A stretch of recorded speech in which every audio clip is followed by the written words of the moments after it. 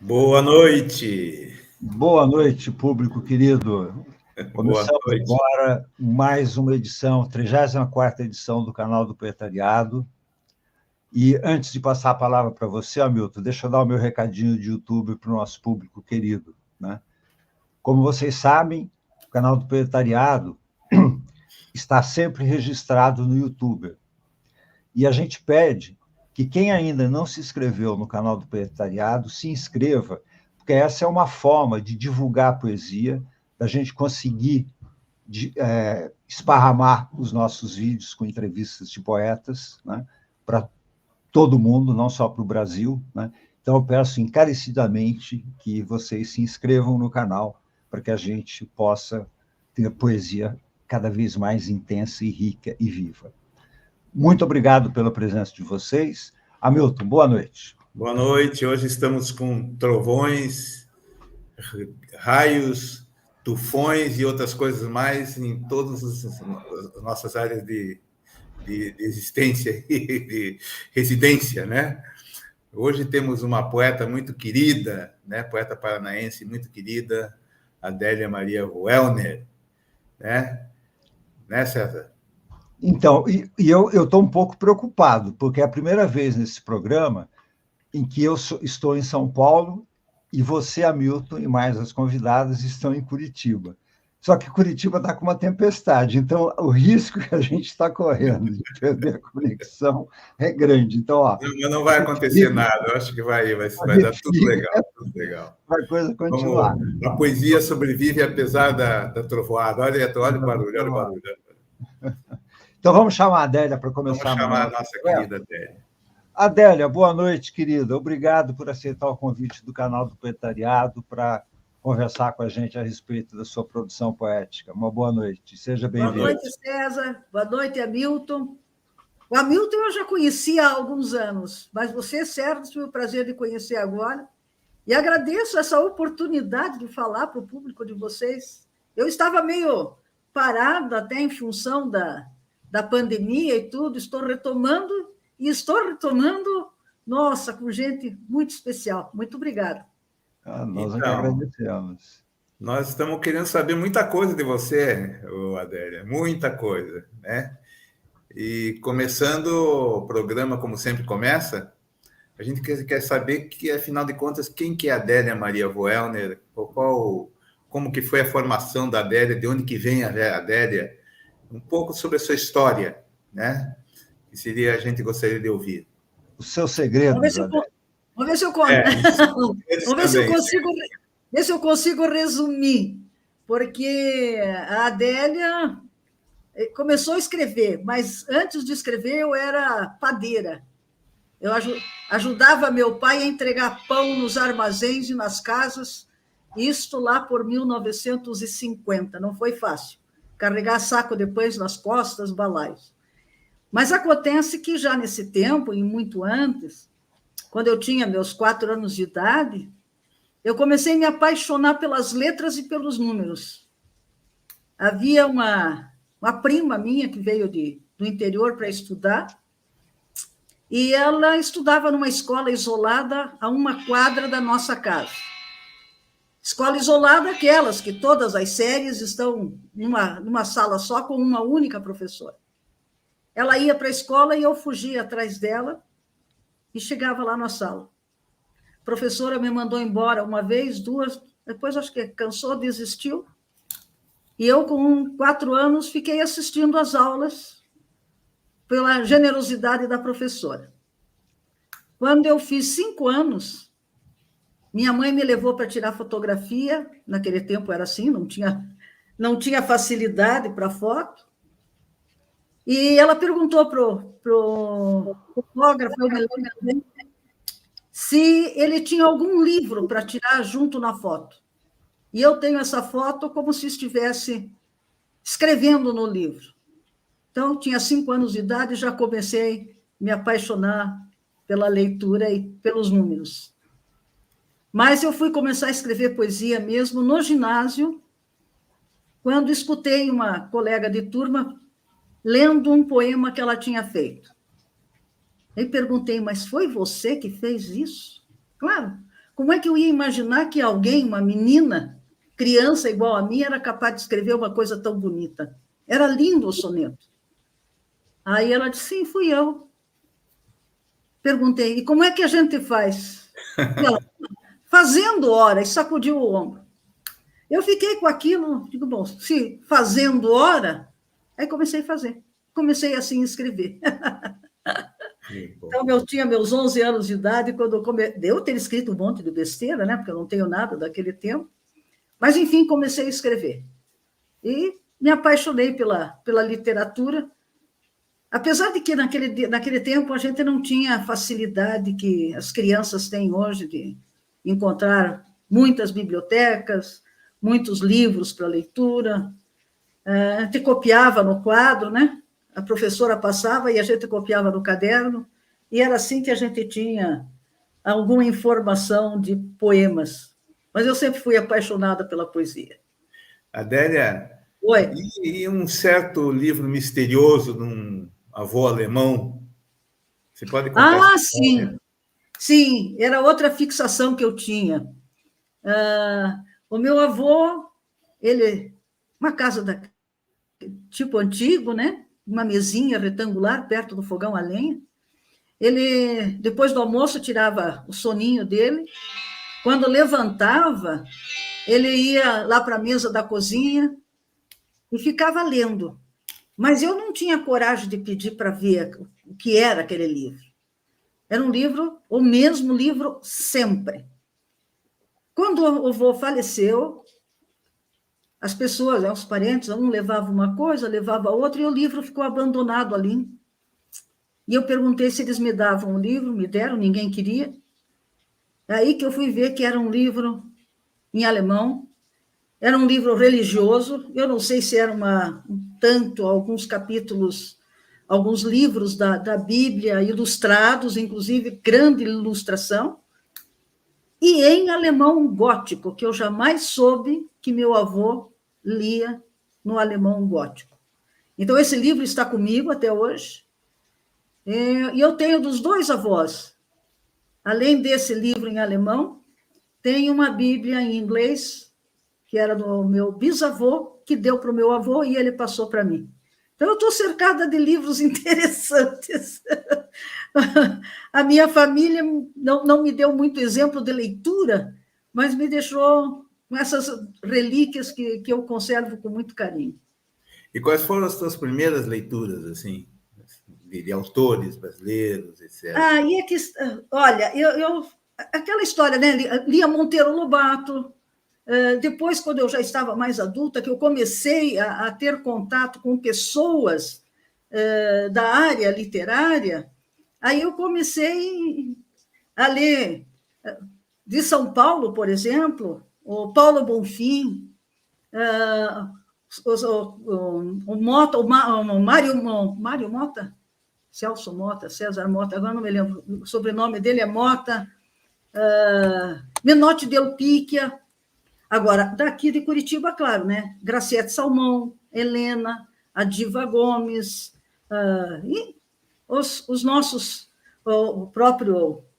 eu, para nome, sou uma... Emílio de Menezes, Emiliano Perneta. Não, mas eu estava pensando nos vivos com quem eu convivi. Pouco, né? Com Valfrido Piloto. Taborda da França. Taborda, o Vasco. Bom, o Vasco... Na verdade, o Vasco foi quem me trouxe... Aliás, o primeiro foi o Apolo. O Apolo é que leu meus poemas e me estimulou a frequentar o Centro de Letras. E aí foi onde eu conheci o Vasco José Taborda. E o Vasco me apresentou para a professora Pompília Lopes dos Santos. E aí começou a minha vida de convívio com os autores da época. E foi na época que eu conheci a Helena, Graciete Salmão, a quem eu admiro muito também. Então, foi assim que... Aí eu comecei a me envolver muito mais com os autores paranaenses que estavam ali no meu entorno. Legal. Não estou ouvindo, César. César. Para variar, que era o que eu falei antes, eu sempre curti o microfone. Você falou, você citou a palavra, o nome Helena. A Helena Collodi? Helena Collodi, é. Ah, tá. Helena Collodi, desculpe. Nossa, É que eu era, graças a Deus, eu tive essa facilidade, esse privilégio de ser amiga da Helena, e a gente acaba falando intimamente, né? Mas é Helena Collodi. Ah, tá, ok. Obrigado. A Helena, com quem eu sempre procuro sempre, quando falo alguma coisa, falo sobre poesia em escolas e tudo mais, estar sempre lembrando o nome da Helena para que ela não caia no esquecimento. Porque, infelizmente, o povo, né, vai deixando e acaba esquecendo. E eu sempre que posso. Eu também aproximei bastante da minha poesia a presença da Helena em todas as falas, praticamente, que eu tenho feito em São Paulo, fora do país, sempre chamo o nome da Helena. É muito importante isso. Mas também... por falar em Helena, Helena Collodi, nós temos um momento do nosso programa aqui, do canal do Poetariado, que é uma celebração de reencantamento, né? Ou seja, trazer aquelas pessoas que não estão mais entre nós para participarem dessa conversa aqui, participar dessa memória, dessa ancestralidade poética. E, nesse sentido, a Helena, por exemplo, você está homenageando a Helena nesse programa. E você teve uma relação muito íntima com a Helena, né? Muito presente com a Helena. Você poderia falar um pouco dessa relação, como que se deu, como é que aconteceu, etc., e falar um pouquinho sobre a Helena? Eu conheci a Helena, como eu estava dizendo, quando comecei a frequentar o Centro de Letras do Paraná e o Centro Paranaense Feminino de Cultura com Dona Pompilha. E a Helena estava sempre lá, nas reuniões. Mas era assim, uma admiração tão grande que eu tinha até constrangimento de chegar perto dela.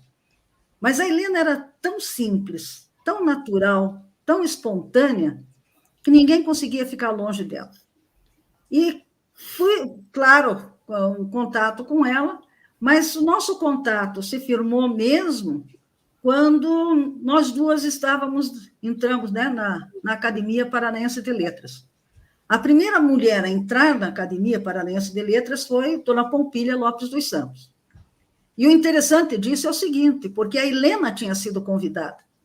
Aí ela disse, não sou eu, tem alguém que merece mais do que eu por tudo que já trabalhou em benefício da cultura.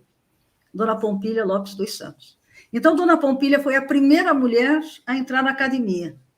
Aí, logo em seguida, a Helena foi recebida na academia. E depois, um pouco de tempo, entrei eu como terceira mulher. E nesse convívio meu com a Helena, a nossa amizade, claro, foi se aprofundando. Eu tinha muita intimidade com ela. E ela tinha, talvez pelo fato de eu ser a única mulher viva na academia, que a Dona Pompilha já tinha falecido, ela tinha a liberdade de me ligar e dizia, Adélia, você vai em tal solenidade, em tal reunião? Se eu dissesse, vou, dizer, me dá uma carona?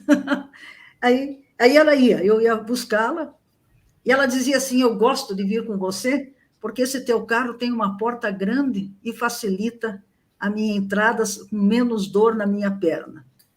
Então, essa fase da doença da Helena, das dificuldades que ela tinha, eu estava sempre lá junto dela, às vezes levando alguma pomada para aliviar a dor, e a gente conversava bastante sobre N situações. Agora, a Helena não dá para dizer quem era a Helena, porque ela era única. Era uma pessoa, assim, genial, generosa, simples, humana, solidária, era de uma simpatia, de uma naturalidade, que ela era assim transparente, brilhante como aquele azul dos olhos dela, né, que foi enaltecido o tempo sempre, né, o olhar da Helena, de uma pureza incrível. Acho que não existe, eu não conheci ninguém mais igual a Helena. Realmente não. A Helena é única, exclusiva e deixou uma marca muito, muito grande. Aliás, é interessante, né? Eu até disse para o César que eu fico emendando uma coisa na outra.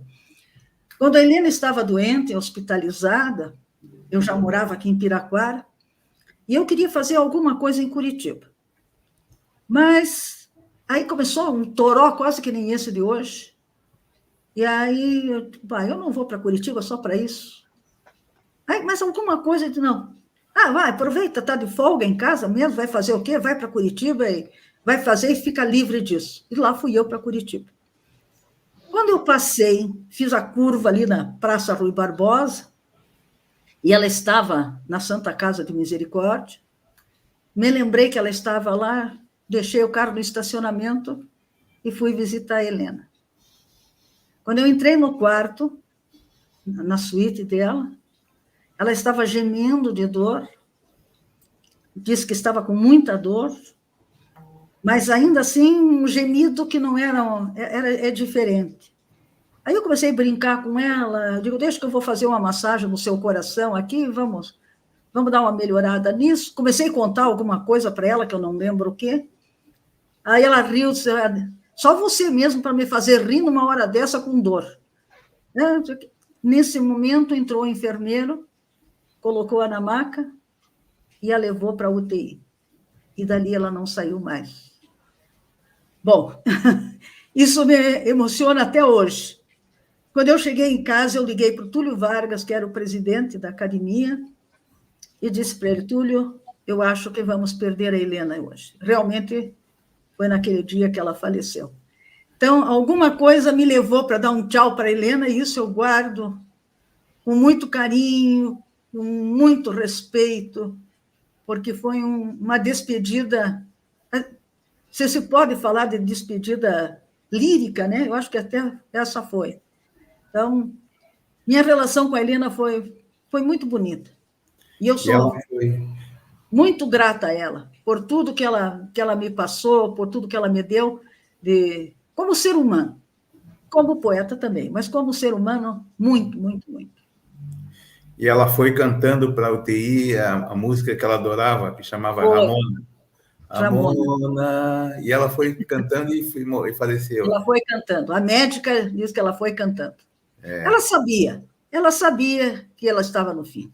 Uma vez eu perguntei para ela, numa das nossas conversas, qual era a cor do poema dela. E ela respondeu sem pensar, azul. A cor do meu poema é azul.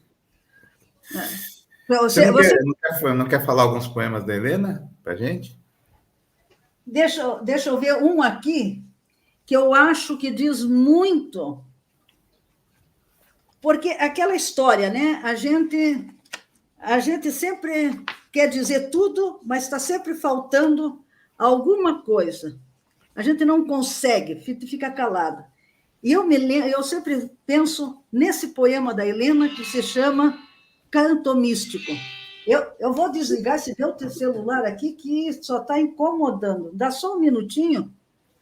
O triste é que eu fico me batendo aqui. Terrível. Não sei, vamos lá. Mas vamos ver, o Canto Místico da Helena. Aqui estou, Senhor, no meio desta nave, para cantar em teu louvor. Minha voz é prisioneira da garganta, conhece a gama dos sons e não pode cantar. Há vibrações sonoras em meus nervos, mas a voz ausentou-se de meu ser. Teu mundo é uma ciclópica poesia que brilha no céu e brota no chão, e ruge, e ri, e canta e chora. Não encontro, porém, as palavras exatas dessa canção. Se eu pudesse, ao menos, cantar a plenitude singela de um momento feliz. Dizer a inocência de uns olhos de criança, olhando serenos nos olhos da mãe. A música das esferas cito fremir, ouço vibrar e não posso cantar. Aqui estou, prisioneira da minha mudez, aflita e em pranto, no silêncio grave da iluminada imensidão de tua nave. É aquilo que a gente sempre fica entalado na garganta, e ela diz dessa maneira sublime o que ela não pôde cantar. Então, eu tenho admiração especial por esse canto místico. Mas a Helena tem muitos poemas, né? Tem muitos. Pintou estrelas no muro e teve o céu ao alcance das mãos. Eu aqui até selecionei. O silêncio luminoso da tarde, as árvores desfolham-se em pardais. Para quem viaja em conta do sol, em pardais. É sempre de madrugada. Ele pega os curtinhos, eu aqui já selecionei os outros. Agora, tem aquele que é famoso e que, aliás, tem uma história muito interessante, que é o Prece, que é maravilhoso. Deixa eu procurar aqui. O Prece. O Prece tem, inclusive, a autorização da igreja para ser usado, que diz assim: concede-me, Senhor, a graça de ser boa, de ser o coração singelo que perdoa, a solícita mão que espalha sem medidas, estrelas pela noite escura de outras vidas, e tira da alma alheia o espinho que magoa. Esse poema tem uma história muito interessante e valiosa. A Helena andava pela rua Emiliano Perneta um dia, estava indo para almoçar, e uma moça chamou a Helena pedindo permissão para falar com ela. Ela atendeu a moça, e a moça disse: Dona Helena, eu queria lhe agradecer. Eu estava com um problema muito sério na vida e resolvi me suicidar. Mas como eu tenho um livro seu, sempre tive um livro seu na mesinha de cabeceira, eu resolvi, antes do suicídio, me despedir com um poema seu. Eu abri o livro, li o poema Prece e continuo viva. Desisti desse ato. Então, eu devo a minha vida a esse poema da senhora. Bom, a Helena me contou isso, tempo depois. Aí ela disse assim para mim: imagina, Adélia, naquele mesmo livro, se ela abre numa outra página, onde eu falo que a morte é um descanso, eu ia estimular a despedida dessa moça. Portanto, nunca mais coloquei nada em livro que tivesse alguma conotação mais triste ou que pudesse levar alguém para um ato de desespero ou de problema maior. Então, esse poema da Helena salvou uma que ela sabe, né? Que a moça contou para ela. Sabe Deus quantos? Porque o poema realmente é muita fé. Aliás, a Helena era muito espiritualizada. Não era radical. Não era radical. Ela conversava sobre tudo, tinha livro de N situações, N crenças, mas ela era extremamente espiritualizada, tinha uma fé incrível. A Helena é a pessoa que valeu a pena na vida dizer: eu tive o privilégio de conversar, de conviver um tempo com ela. Legal. Se vocês me derem permissão, tem uma mensagem aqui que eu faço questão de exibir, que é da Adriana Fabro. Da Adriana. Em setembro, vamos estrear uma canção composta sobre o poema de Adélia Warner, A Menina que Morava no Arco-Íris, poeta também amada pelas crianças. Adriana canta, é musicista, é compositora, é um doce de gente. Que bom, Adriana, te vi por aí.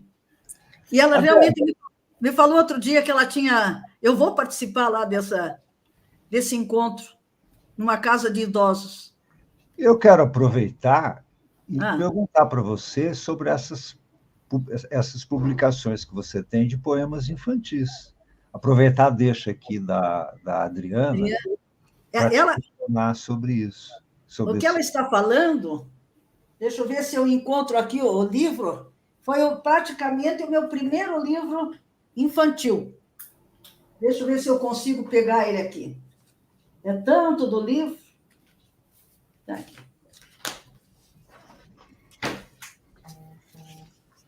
É esse aqui, A Menina que Morava no Arco-Íris.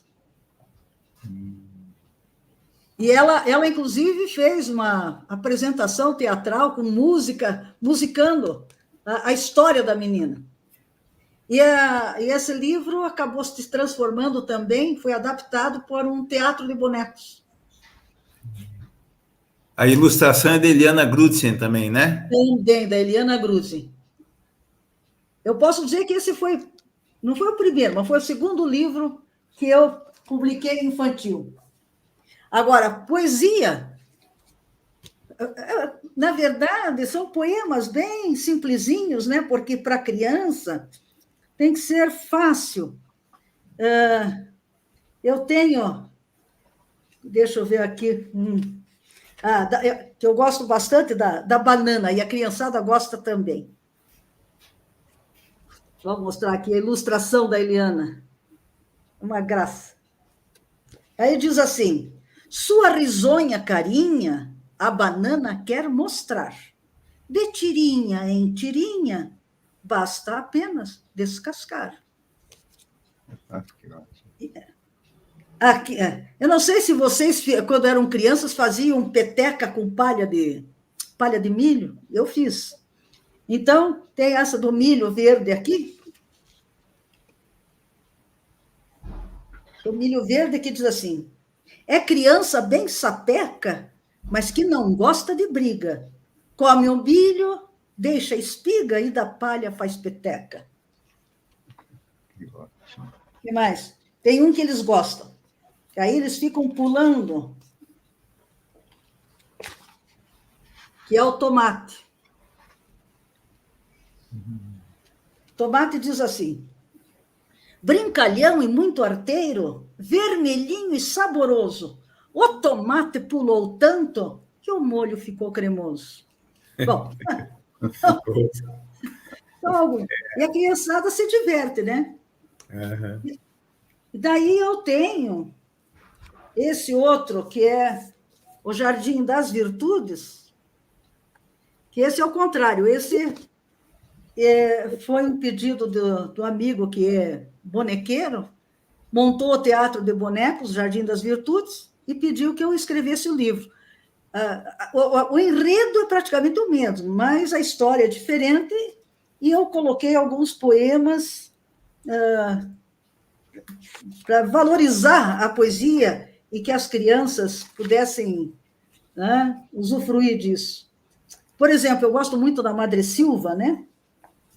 Também ilustração da Eliana. Aí diz assim: aqui estou, sou a meiguice. Meu perfume é uma doçura. Madre Silva é meu nome e desperto só ternura. Vamos ver se eu acho uma outra que a criançada conhece, então ele já, quando eu pergunto o que simboliza, ele já sabe, que é a rosa. Então, isso ele sabe de cor e salteado. Casas simples ou mansões, todos me dão real valor, pois revelo as emoções, rosa sou, símbolo do amor.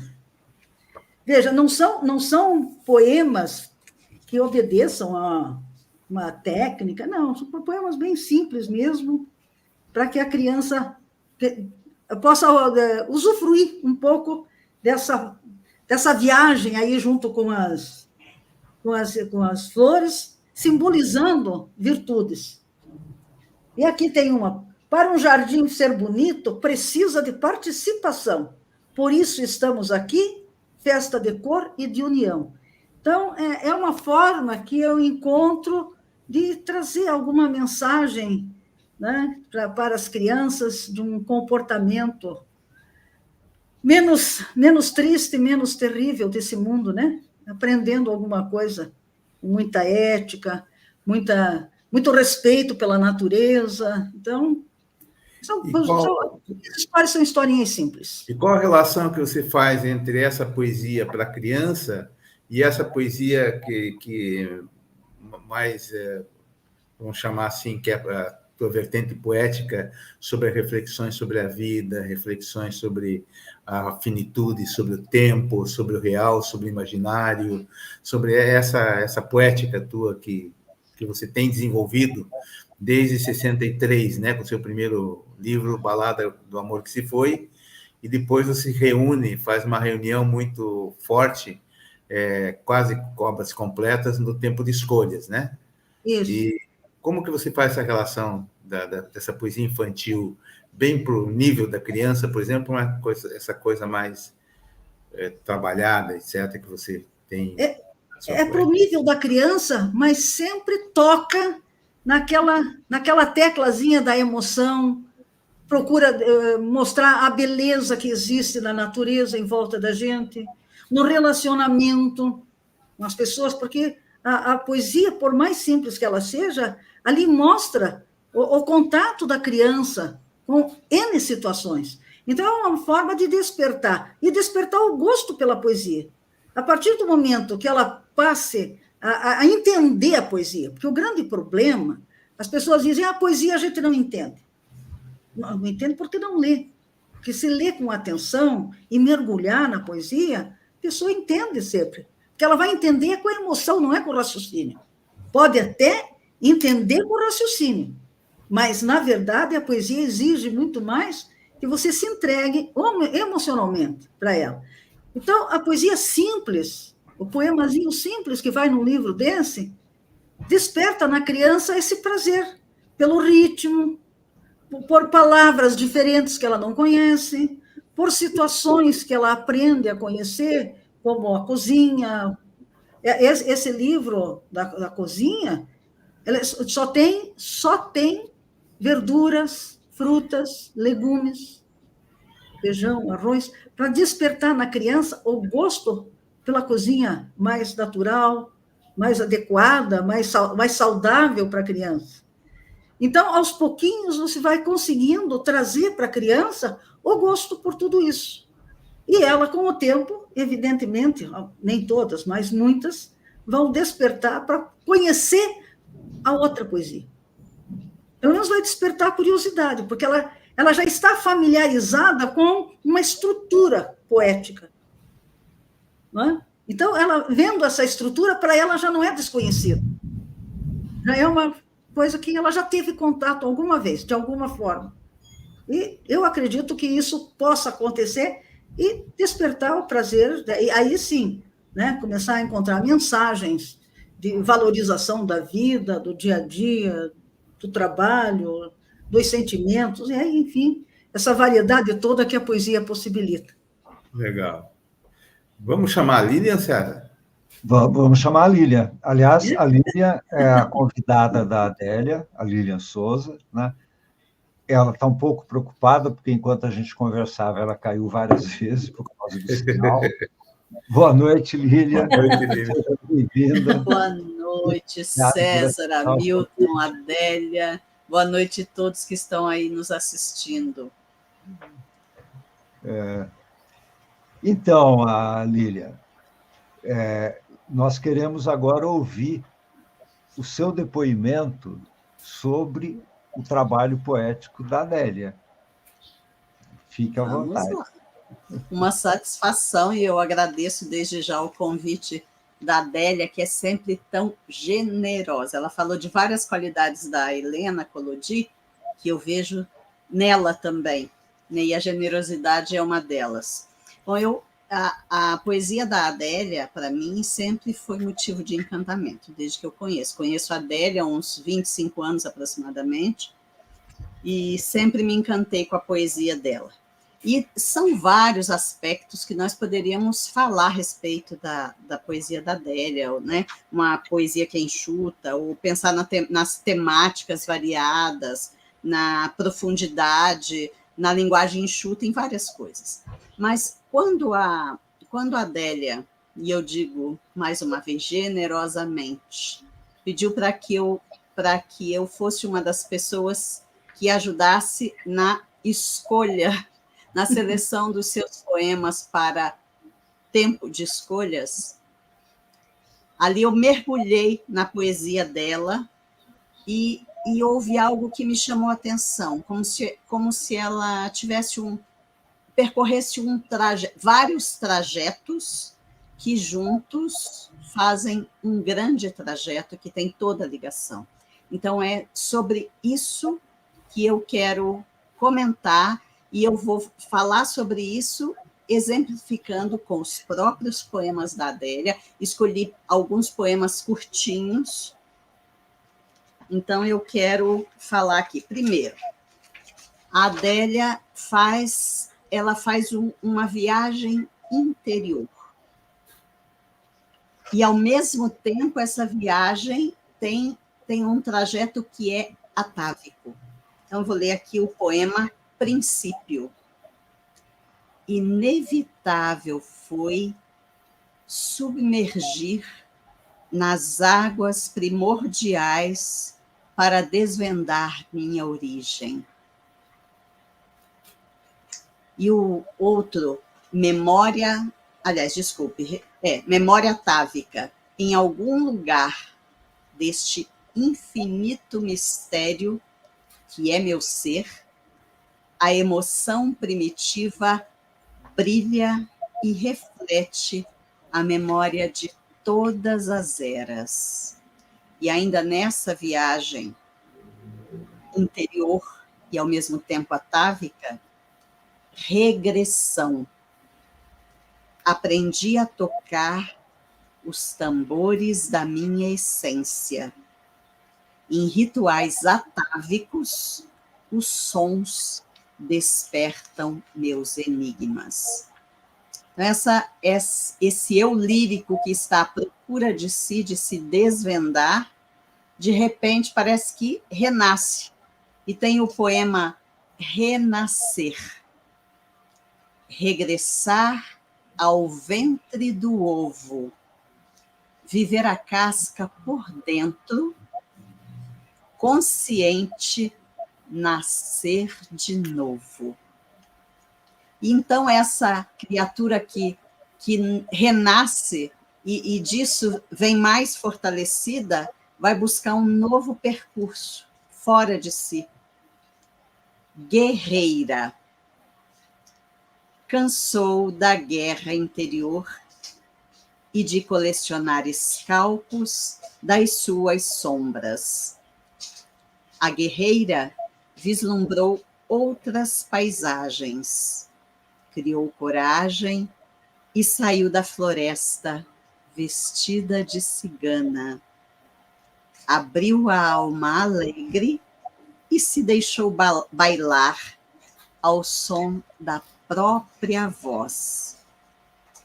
E então, em um novo trajeto, ela vai se integrando à natureza, deixa-se permear, se amalgamar e entrega-se a uma transformação com a natureza. Transformação 1. Deitada na areia, sou entrega absoluta.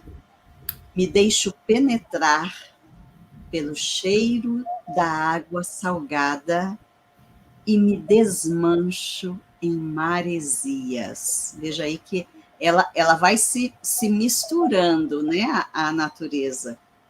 E então passa a encontrar novos horizontes, reflexos. Na areia vitrificada, úmida de mar, espelhando nuvens, pisei de mansinho porque andava no céu. Aqui, para mim, esse poema aqui está no limiar entre a natureza e o que vem acima. E então ela se permite soltar âncoras. E o poema Navegante, que, aliás, para mim, ele tem um tom assim collodiano. Navegante. Vai, poeta, solta as amarras do teu barco, issa as velas da emoção e singra livre o mar azul do céu. E ela então galga espaços superiores, alcança esferas já cósmicas. Caçador de estrelas. No espaço da noite, projeto meu ser. Cavalgo cometas e me transformo em caçador de estrelas. E eu acho interessante que aqui, quando ela diz projeto meu ser, parece mesmo um ato intencional, né? Essa projeção do seu ser no alto. E ela se sente fruto do infinito. Tem o poema Herança. Óvulo da estrela, acariciado pelo sol, fecundada fui no útero da lua. Sou filha do infinito. Então ela rompe barreiras de outras ordens em contínua transformação. E aí vem o poema Plenitude. Voando sobre o tempo, desfaço o espaço. Deixo de ser o que sou. Nem tempo, nem espaço. Agora sou o vazio. E aí parece que ela se esvazia, mas para estar sempre se renovando. E ao romper tais barreiras, mais do que fruto do infinito, com ele ela se identifica com o infinito. Aí tem o seu poema que eu trago agora, Identidade. Ao diluir meus próprios limites, descobri que sou também o infinito. Então ela vai cada vez mais alto e mais longe. E ela se transforma e se revisita num trajeto agora que é, ao mesmo tempo, interior e ao infinito. O seu poema Mutação, assim diz: lentamente, um a um, desato os angustiantes nós. Desenrosco-me da seda dos antigos padrões, desfiando trama a trama.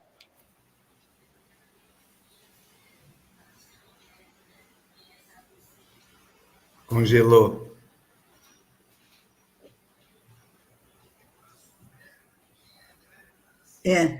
Ali. Vamos aguardar um pouquinho, porque costuma passar. Enquanto aguarda, posso falar? Claro. Eu estou aqui me emocionando. Não, eu escrevi um texto. Oi. Opa. Eu estava ouvindo vocês, então eu vou voltar ao poema Mutação. Lentamente, um a um, desato os angustiantes nós. Desenrosco-me da seda dos antigos padrões, desfiando trama a trama, amplio os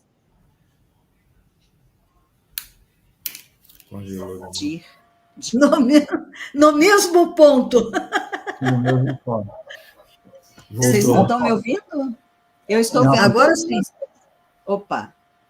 Só continuando o poema, então. Revisito-me sem medo e me visto de linho e de ar. E assim, com essas vestes que parecem tão espirituais, esse eu lírico, essa poetisa mesmo, esse poeta imenso, alcança a origem de tudo. No seu poema, Completude. No momento divino de encontro com meu verdadeiro ser, sou semelhança e me aproximo do Criador. Minhas mãos acolhem e seguem as pontas da curva mágica. Apenas fecho o círculo.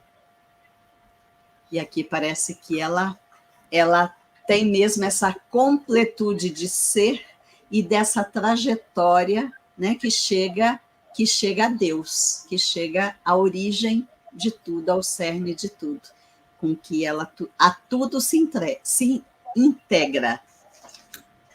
E se vocês me permitem, eu vou só ler um poema dela que eu acho que traz tudo isso aí, que é Descendência. Ave desgarrada, há muito vou sozinha nesse espaço vazio em busca do ninho sonhado. Já nem mais sei quem sou. Apenas descubro que tenho por mãe a humanidade e o universo sabe que é meu pai. Assim eu encerro essa trajetória que eu queria apresentar da Adélia Maria Woellner, essa amiga querida, é uma pessoa assim que eu amo realmente, é uma pessoa linda. Deixa passar o nó. Agradecer muito a sua fala emotiva, maravilhosa, é muito boa. E numa convocação para esse encontro do canal aqui, eu escrevi um textozinho pequeno onde eu destaco duas qualidades da Adélia. Uma, delicadeza, né?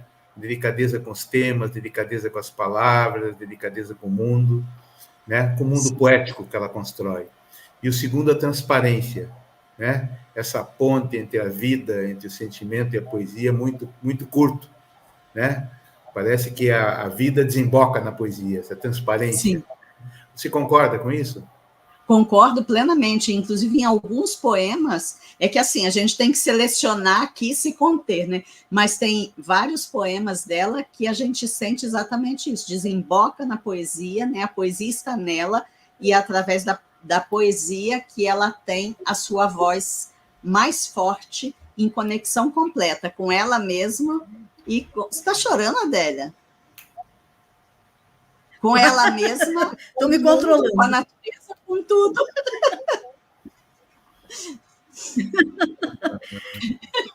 É que a gente parece que se enxerga de outra forma quando é visto por alguém.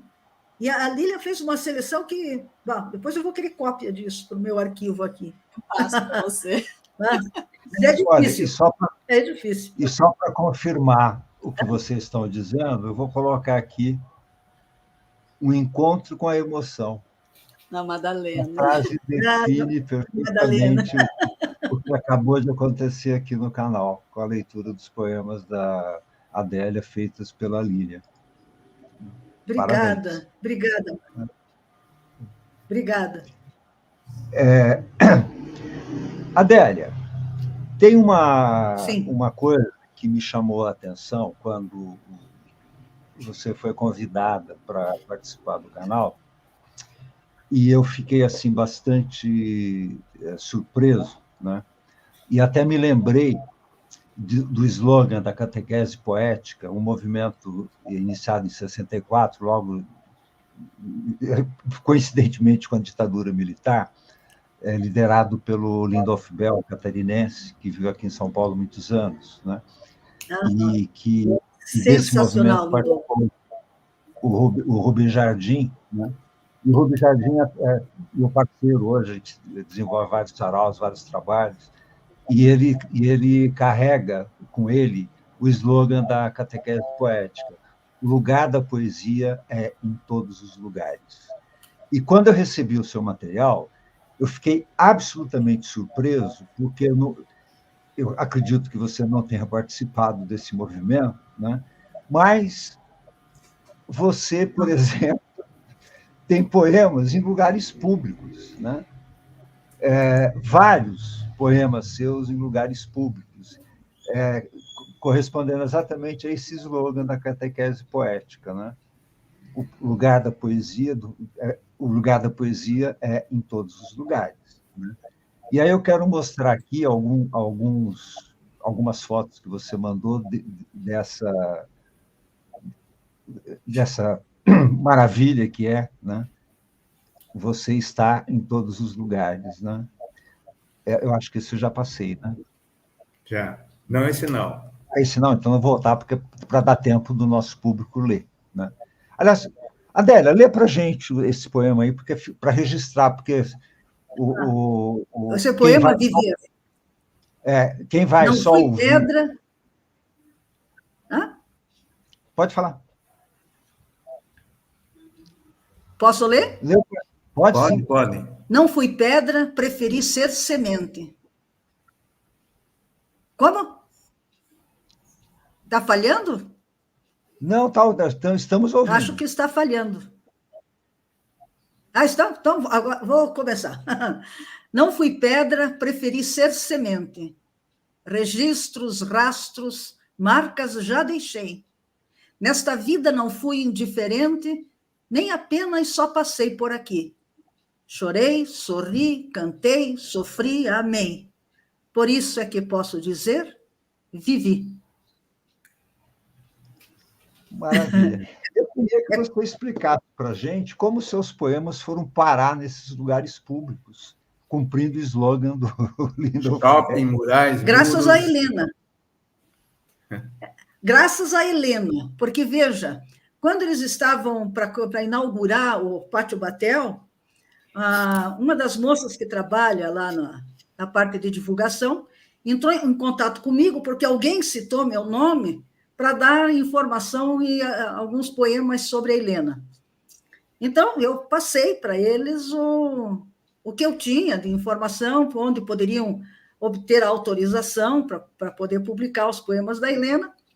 E talvez com o meu nome junto, acabaram conhecendo algum poema meu e me pediram também permissão para incluir dentro dos poetas que eram homenageados, que eram alguns poemas, Emílio de Menezes, o próprio nosso... esqueço o nome dele agora. Memória. Bom, mas, enfim, eram alguns poetas paranaenses que iam ser homenageados no Pátio Batel. E aí incluíram o meu nome.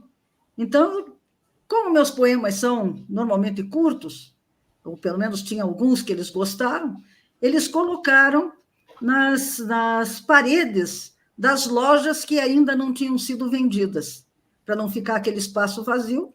Então, em todos os andares tinha assim, muitos poemas, não só meus, mas os meus eu tive a felicidade de que eles ficassem um tempo maior lá, porque as lojas não foram vendidas e os meus poemas ficaram por um tempo bem grande. Viu, Adélia? Quando eu tive a surpresa de ver o Shopping Batel, uma vez que eu cheguei em Curitiba, eu só vi poema seu. Eu ia no andar, eu fiquei até com inveja, para falar a verdade, fiquei até com inveja positiva. Eu disse, poxa, mas só a Adélia, só dá a Adélia aqui. Primeiro andar, a Adélia, segundo andar, a Adélia, terceiro andar, a Adélia, quarto andar. Pô, não é possível um negócio desse, né? Tem que ser mais democrático o processo de distribuição, de divulgação. Mas não era só eu, não. Helena tinha. Nossa! Daí você sai para a rua, tá lá o poema da Adélia. Daqui a pouco passa e entrega um pacote de poemas, pacote de poesia da Adélia. Eu falei, pô, que história é essa? É muita coisa. Mas são coincidências, né? São acasos. Aliás, o proprietário lá do Pátio Batel, um dia disse para um amigo, assim, mas essa tua amiga, para mim, é pé frio, porque as lojas onde tem poema dela não são vendidos, só são vendidas outras lojas, e a dela vai ficando. E aí eu acabei ficando, acho que uns 4 anos lá com poemas. Que ótimo. Muitos parentes que nem sabiam que eu escrevia, e acabaram descobrindo que eu escrevia ali no Pátio Batel. Que ótimo. Tem uma pergunta de um amigo nosso que eu vou colocar, Adélia, que eu gostaria que você respondesse. Eu vou ler. A Lília leu um poema em que a Adélia se diz fecundada nas estrelas. Em Infinita em Mim, ela diz, Fecundada fui no encontro das ondas com os rochedos, onde a poética da Adélia germina e cresce. Marcelo Bretas. Oh, difícil a pergunta do Marcelo. Meu Deus, acho que nem eu sei. É uma coisa tão... Aliás, é uma coisa que acontece comigo. Dificilmente eu retoco o poema depois. Ele vem num rompante e ali fica. Então, esse rompante, provavelmente, meu estado emocional era mais de rochedo, né? Mais de briga, de defesa. E o outro das estrelas, provavelmente, mais suave. Então, não sei nem explicar, só sei que nasceu. Então, na verdade, eu acho que nós nascemos de tudo isso, né? Um pouquinho de cada coisa da natureza, nós somos um quebra-cabeça que vai juntando pedacinhos e acabamos sendo o que somos. Adélia, eu gostaria agora de ouvir poemas seus lidos por você. Bom, deixa eu pegar aqui a Lília conhece bem esse poema, porque sempre que me falam em poesia, etc., eu... Puxa vida, onde é que está ele? Agora não acho. Bom, mas, enfim, vou ler um dos... Quando eu comecei a ficar com mais idade, né? Matrona, eu um dia escrevi esse Felicidade Livre, juntando da felicidade livre, né? Ouvi as borboletas cantarem, juro que ouvi. E elas vibraram tanto que as formas e as cores vagam soltas, independentes, enchem o ar de espanto. Foram-se os limites. Toalhinhas de crochê se desfazem dos pesos que as mantêm submissas e as impedem de dançar. Descobrem janelas abertas, sem pudor, nuas nos espaços dos pontos, penduram-se nas árvores, provocando desenhos sensuais de flores incriadas. Vi os pássaros sorrirem, juro que vi. Com alegria, recorto poemas meus já escritos, ainda presos no papel. Liberto-os da prisão. Com eles, faço caminhos vivos que me levam aos mundos onde a tristeza não deixou saudade. Passeio com os versos, sem meta nem intenção. Eles são meus guias e amantes. O carinho que me fazem é suficiente e me basta. Sacia-me. Encolho-me criança, estico-me em idades que sequer reconheço. Insignificante trajeto o tempo. Alenta-me e me fortalece a chave que abre cada momento, que desdobra a vida na experiência do instante. Rompi os elos. Enterrei bem longe os grilhões que em mim colocaram.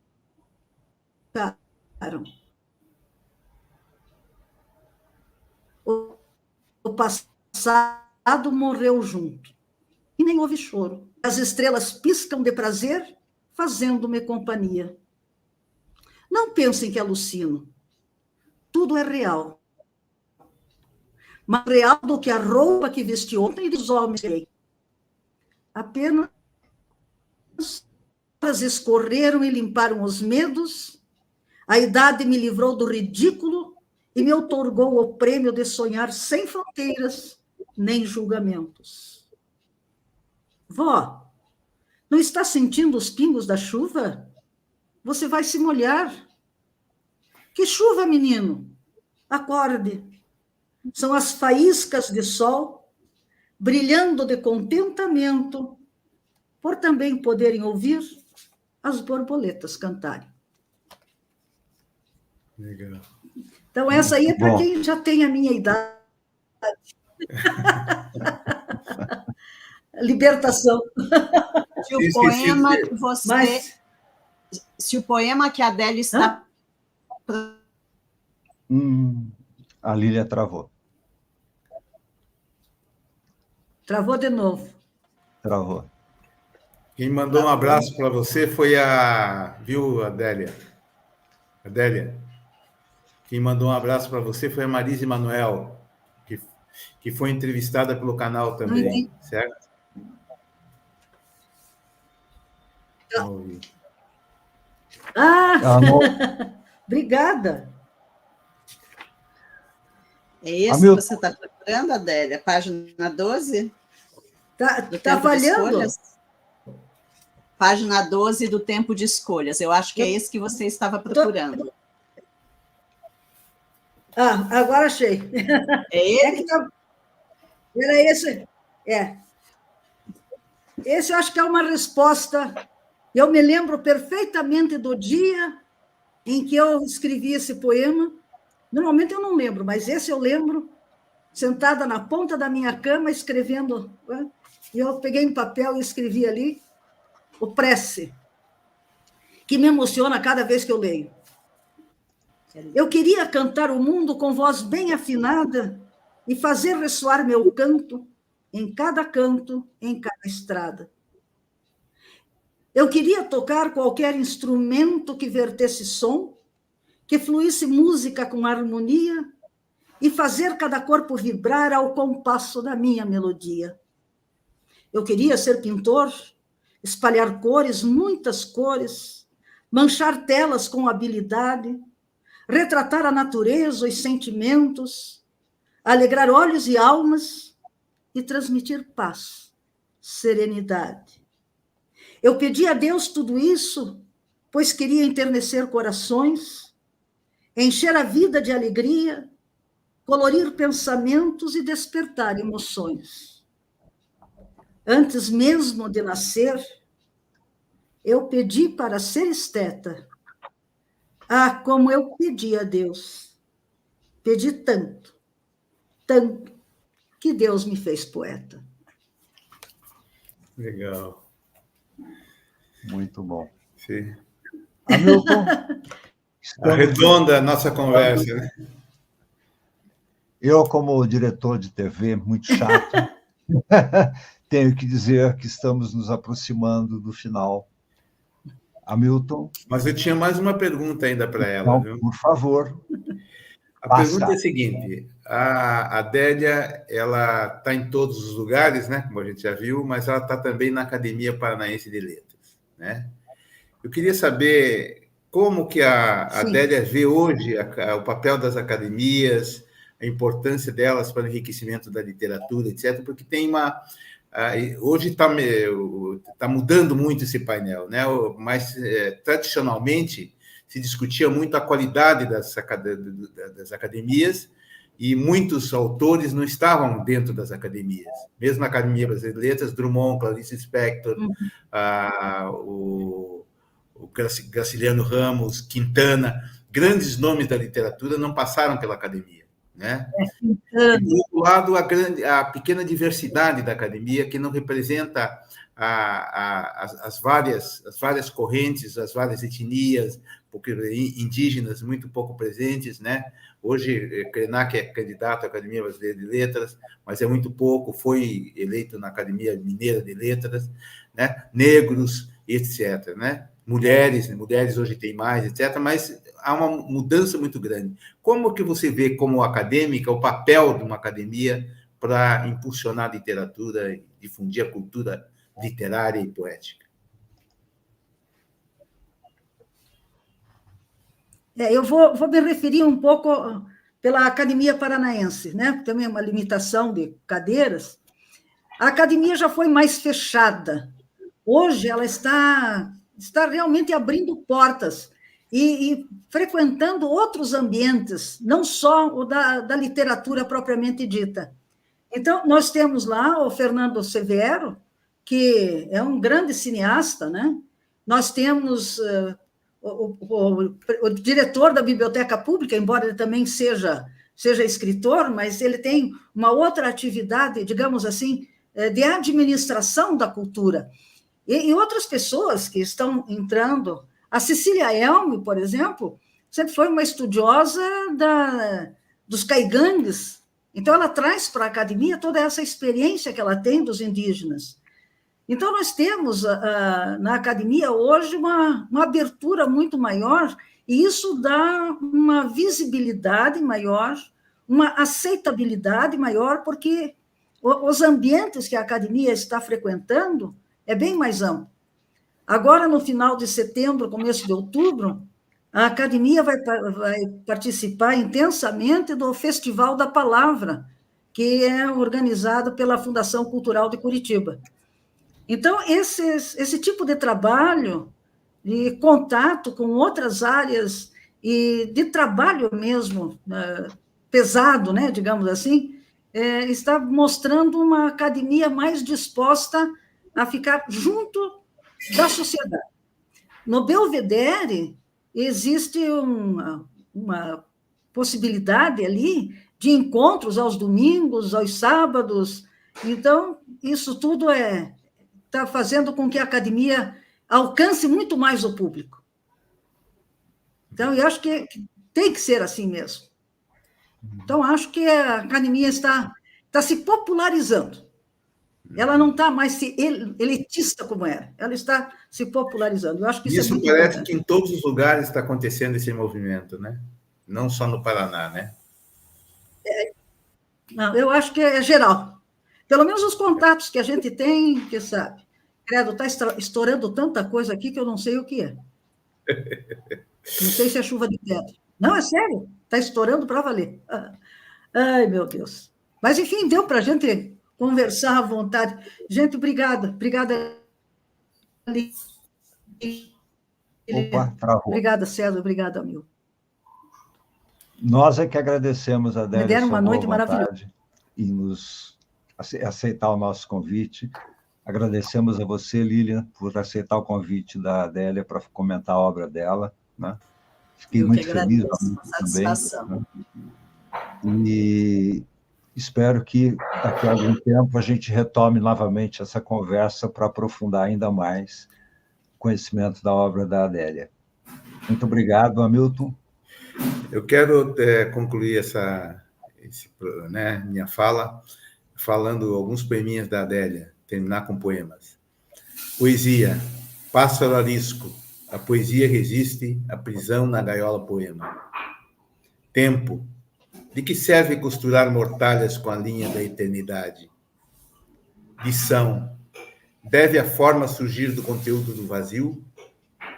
Maktub, numa folha de caderno estava escrito: não podia ser eterno.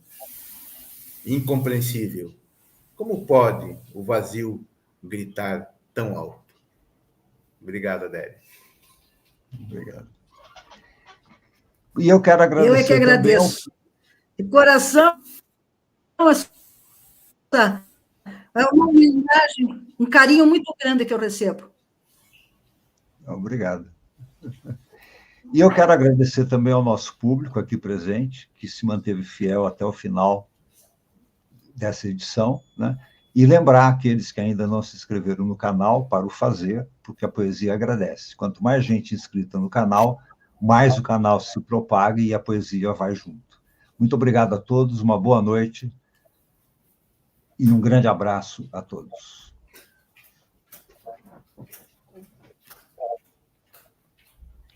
Amém, obrigada.